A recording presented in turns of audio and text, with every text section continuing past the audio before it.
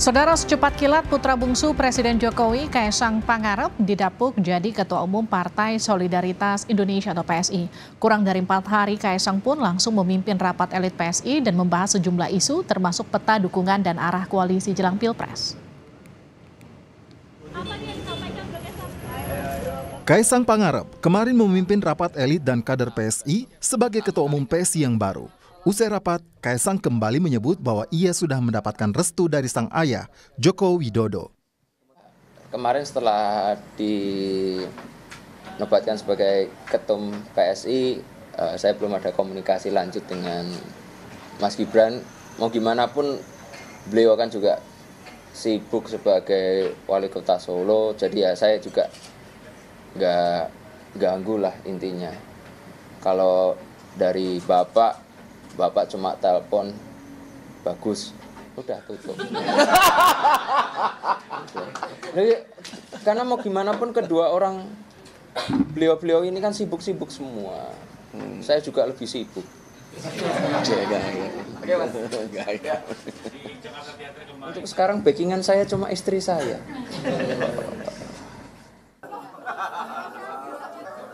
Selain mendapat restu, Kaisang juga menyebut bahwa ia dan jajaran pengurus PSI akan sowan ke Jokowi sebagai presiden. Meskipun itu bisa dilakukan lewat jalur belakang, tetapi secara formal, Kaisang menyebut ia perlu mendapat masukan dan arahan dari Jokowi. Nah, itu sebagai ketum ya. Ya soalnya kalau saya lewat jalur belakang juga bisa, kan?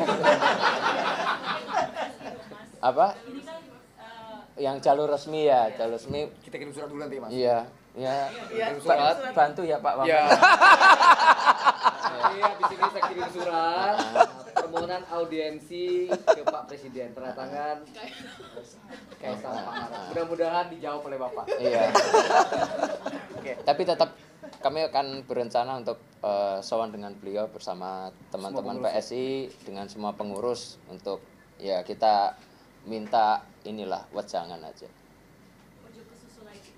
Masa ojo ke susu terus. Oke ya, cukup ya. Terima kasih. Sementara itu, sebagai ayah, Jokowi mengaku bahwa ia merestui setiap pilihan putra-putrinya, termasuk di bidang politik. Ya ditanyakan ke PSI, tanyakan ke Kaisang, sudah dewasa, sudah punya keluarga, sudah punya istri, masa ditanyakan ke bapaknya terus. Enggak, saya di dalam keluarga saya sudah terbiasa seperti itu, bahwa kalau sudah berkeluarga, sudah punya istri, sudah punya rumah sendiri, ya harus tanggung jawab, harus mandiri. Apa yang sudah diputuskan pasti sudah dihitung, baik buruknya dihitung risikonya. Kaisangnya ada konsultasi ke Bang?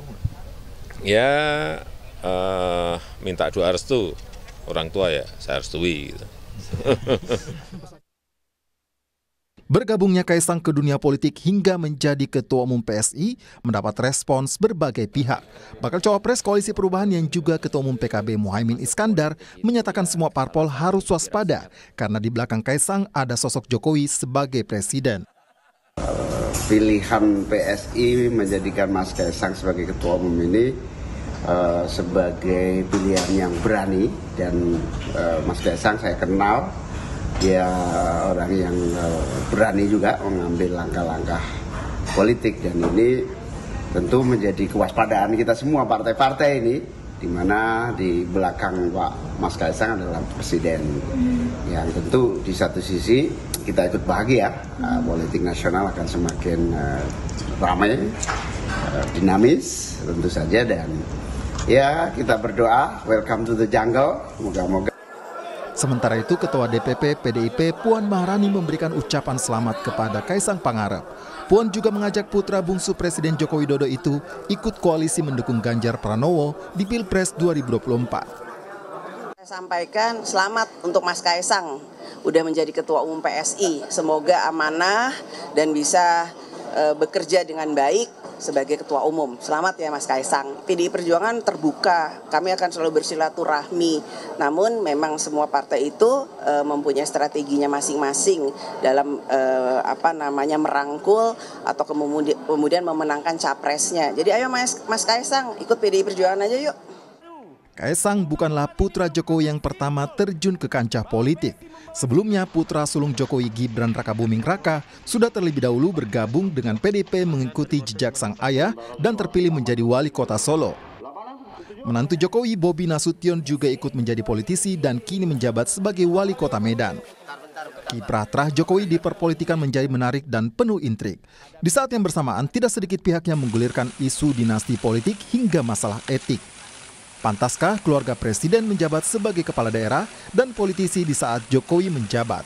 Direktur Eksekutif Indikator Politik Indonesia Burhanuddin Muhtadi menyebut isu etik dan politik dinasti tidak bisa ditampik. Itu lagi-lagi masuk akal ya. Apalagi kalau kita kaitkan dengan rekam jejak ya pernyataan Presiden Jokowi atau putra-putranya yang awalnya kurang berminat masuk ke politik. Tapi di ujung sepertinya kok berbeda ya. Bahkan Raja Juli Antoni juga pernah kan mengkritik dalam Twitter berkaitan dengan politik dinasti. Tapi lagi-lagi kalau dibaca dari sisi elektoral Cindy, saya termasuk orang yang bisa memahami pilihan kenapa Kaisang dipilih sebagai Ketua Umum PSI. PSI dalam politik itu mereka hanya mengenal kalah atau menang. Kini publik bisa menilai dan menentukan sendiri bagaimana politik bisa sangat menarik dan menjadi pembahasan hingga tokoh-tokoh tertentu menjadi rebutan untuk menduduki jabatan tertentu. Tim Liputan, Kompas TV. Bunga mawar ini merupakan simbol bahwa PSI membawa spirit. Bagaimana kiprah terah Jokowi dalam perpolitikan nasional dan apakah bergabungnya Kaisang ke PSI melanggar etika perpolitikan? Kita bahas bersama Asfi Marwan Adam, sejarawan dan peneliti senior LIPI. Pak Asfi, selamat malam. Selamat malam, Mbak Livi. Oke, kita juga akan sapa Pak Nyarwi Ahmad, pakar politik UGM. Pak Nyarwi, selamat malam. Selamat malam, Livi. Malam, Pak Asfi. Saya ke Pak Asfi dulu. Jadi Pak Asfi, kalau Anda melihat penempatan Kaisang sebagai ketum parpol melanggar etika atau murni politis? Saya lebih melihatnya itu bukan persoalan etika, tapi persoalan melanggar hukum atau tidak. Nah, ini tidak melanggar hukum gitu. Jadi karena sejak awal reformasi itu karena mengingat pada masa lalu, pada masa Orde Baru ketika putra-putri presiden itu menduduki jabatan politik dan juga menguasai banyak bisnis, maka terpikirkan ketika itu untuk bagaimana menghindarkan itu. Maka dibuatlah TAP MPR dan juga undang-undang tentang penyelenggaraan negara yang bersih dari KKN, korupsi, kolusi, dan nepotisme. Jadi yang ditentang itu nepotisme, tetapi sekali lagi di dalam undang-undang mengenai penyelenggaraan negara yang bersih dari korupsi, korupsi, nepotisme itu diartikan bahwa nepotisme itu adalah suatu kebijakan penyelenggara negara yang menguntungkan keluarganya, tetapi dilakukan secara melanggar hukum. Jadi tidak cukup ya menguntungkan keluarga saja, tapi melanggar hukum. Kalau tidak melanggar hukum itu boleh-boleh saja gitu. Nah, persoalannya sekarang dengan putra presiden menjadi ketua partai, apakah itu melanggar hukum? Ternyata juga tidak. Dan apakah melanggar juga aturan partai?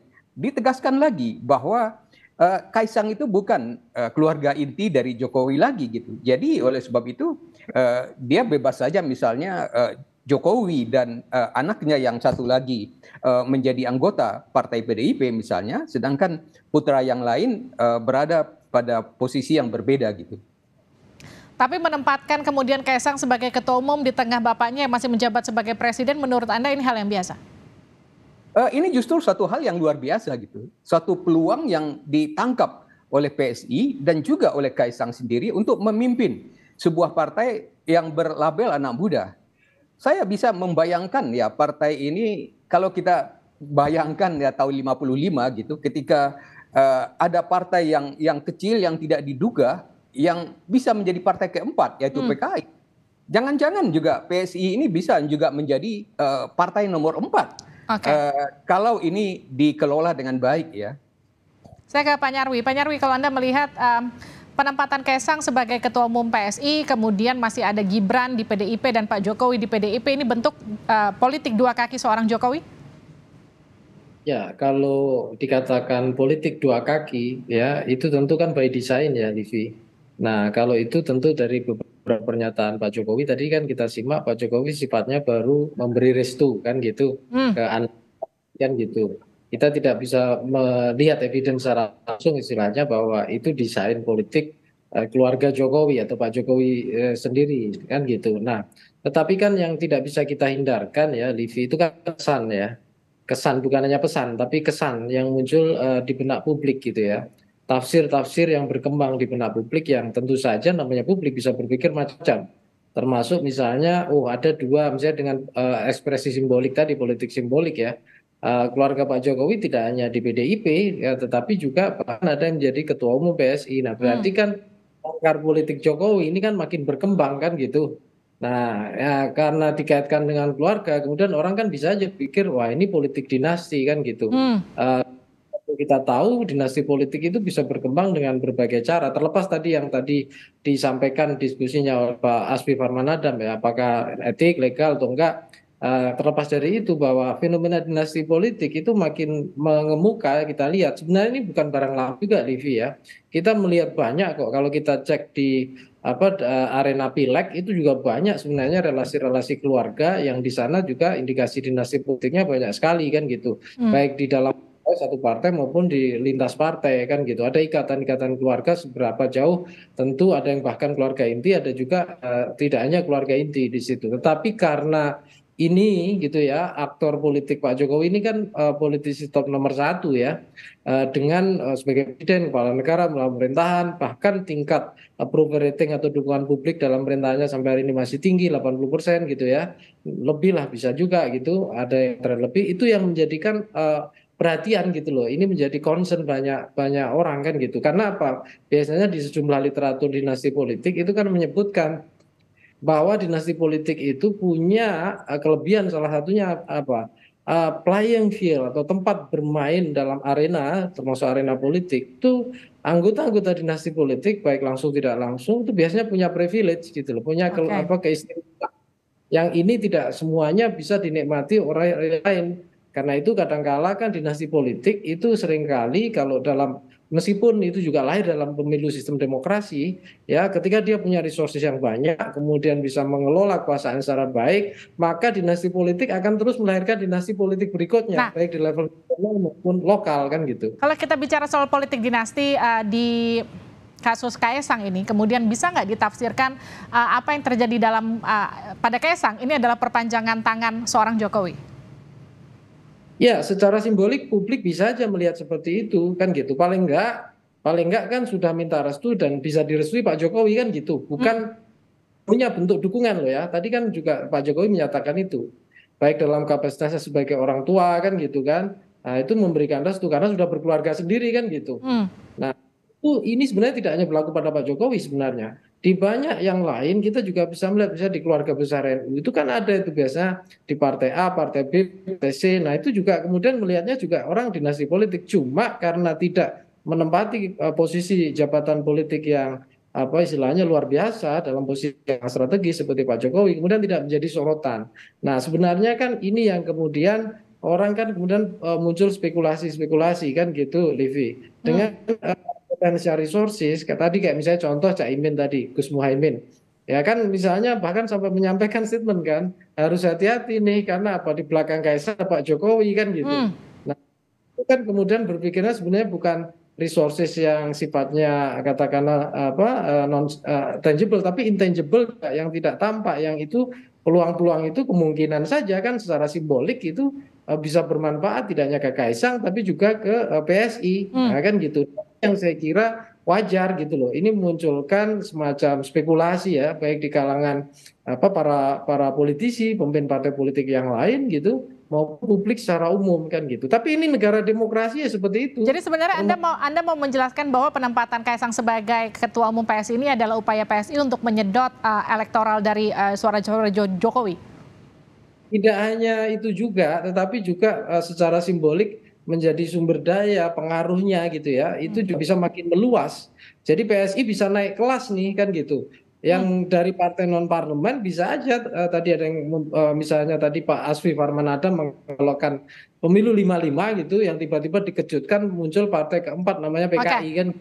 Nah di sini saya kira ada kemungkinan lah semua terbuka. Nah yang terancam siapa kan gitu? Ya partai-partai yang apa namanya yang parliamentary threshold itu batasnya tipis, yang sampai beberapa data survei itu masih banyak yang seperti itu kan gitu. Kalau Anda bilang, saya ke Pak Asfi deh, kalau Pak Nyarwi bilang PSI naik kelas dengan menempatkan Kaisang sebagai Ketua Umum, bisa nggak ditafsirkan artinya sebetulnya ini juga buat Pak Jokowi juga win-win solution begitu? Bukan hanya buat Pak Jokowi ya, tetapi juga buat Indonesia gitu. Ketika politik pada masa yang sebelumnya itu dikuasai oleh orang-orang tua, dan sekarang ketika ada sebuah partai yang mempunyai label anak muda dan dipimpin oleh anak muda gitu, ini bukan hanya sekedar ormas dari sebuah partai besar ya, tetapi betul-betul sebuah partai yang berdiri sendiri. Dan ketika mereka maju di dalam pemilihan legislatif, dan kalau ini berhasil ya tadi dikatakan naik kelas atau bahkan lebih dari itu, menurut saya ini suatu prestasi ya. Ini membuat politik yang seperti saya katakan tadi menjadi lebih optimis, menjadi lebih gembira, dan menjadi lebih berwarna anak muda gitu. Jadi bukan sekedar orang-orang tua saja yang bermain di politik, sedangkan masyarakat hanya tinggal menjadi pemilih gitu. Jadi kalau Anda melihatnya justru ini lebih dari sisi positif dengan penempatan Kaisang di situ sebagai Ketua Umum PSI? Iya betul, dan ini disadari gitu, karena ketika mereka mencalonkan pada mulanya atau menyebut calonnya Ganjar Pranowo, ini tidak dianggap oleh PDIP misalnya. PDIP sendiri berpandangan bahwa tanpa partai yang lain pun bisa mencalonkan seorang calon presiden gitu. Nah, tetapi kemudian dalam perkembangannya ketika Kaisang menjadi ketua umum partai ini, maka Puan Maharani pun juga mengajak atau merayu Kaisang untuk bergabung dalam koalisi dengan PDIP gitu. Jadi ada perkembangannya. Saya ke Pak Nyarwi. Kalau kita bicara soal elit-elit politik yang dapat golden ticket dari politik dinasti seperti Mbak Puan, seperti Kaisang, kita bicara soal kaderisasi, kita bicara soal bagaimana kemudian ceruk suara itu dimanfaatkan oleh partai politik, bisa nggak sih nanti optimal dengan mereka-mereka yang sebetulnya dari awal sudah dapat golden ticket dibandingkan dengan kader yang dari awal merintis? Ya ada dua situ jenisnya, Livi ya. Yang pertama, walaupun dia istilahnya kita tahu ya bagian dinasti politik, tapi daya tarik atau daya magnetik elektoralnya itu kurang maksimal. Contohnya ya tadi Mbak Livi sudah menyebutkan, misalnya Mbak Puan kan, di sejumlah data survei gitu kan, itu kan belum juga maksimal. Makanya kan PDIP salah satunya yang kita tahu memutuskan Mas Ganjar kan, saya kira dugaan saya juga mempertimbangkan kalau misalnya Mbak Puan, saya kira elektabilitasnya kan kurang angkat. Misalnya contoh itu ya. Tetapi terlepas dari itu juga perlu dilihat gini, Livi. Tadi pertanyaannya kan nyangkut ke kaderisasi. Di situ juga saya kira ada model dinasti yang dimana artinya dari keluarga dinasti di partai, tetapi prosesnya mengikuti kaderisasi, tidak ujuk-ujuk jadi ketua umum seperti itu gitu.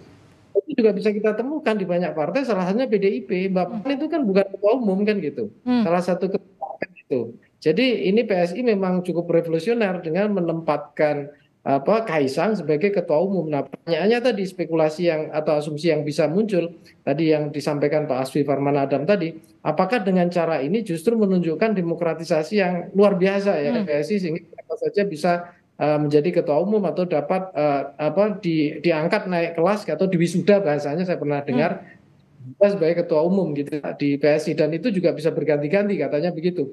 Nah, apakah dengan cara itu? Sisi lain juga apakah nantinya juga berkah elektoral atau manfaat jaringan atau pengaruh elektoral dari misalnya Kaisang secara personal atau bahkan PSI nanti diasosiasikan dengan Pak Jokowi untuk menarik pengaruh ya approval rating Jokowi itu 80-an%, sekian persen misalnya sampai sekian persennya bisa didapat gitu, itu kan luar biasa besar. Karena partai-partai yang lain gitu, bahkan sekelas PDIP gitu, kita tahu dalam berbagai pemilu kan rata-ratanya berkisar di angka 22, 23 sekian gitu. Jadi ini eksperimen juga saya lihat, Livi, yang kita bisa pengen lihat juga kira-kira ke arah mana itu ujungnya kan. Gitu. Ya, eksperimen ini nanti akan terlihat setelah sejumlah lembaga survei merilis hasil survei partai politik sebelum pemilu nanti, apakah kemudian penempatan Kaisang sebagai ketua umum ini mampu mengangkat hasil survei dari PSI. Nanti kita akan lihat. Terima kasih Pak Nyarwi, terima kasih Pak Asfi sudah bergabung di Sapa Indonesia Malam, sehat-sehat selalu.